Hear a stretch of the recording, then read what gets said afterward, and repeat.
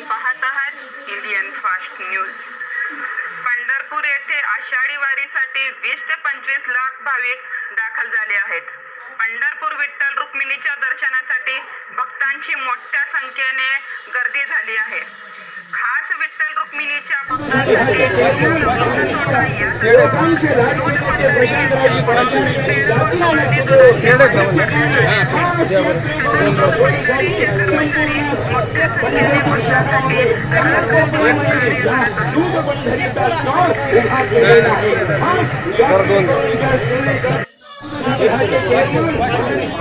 लोकांचे लाडके नेते प्रशांतरावजी परांजपे जातीला लक्ष देऊन संपूर्ण पंढरपूर शहरामध्ये दूध पंढरीचा स्टॉल उभा केलेला आहे।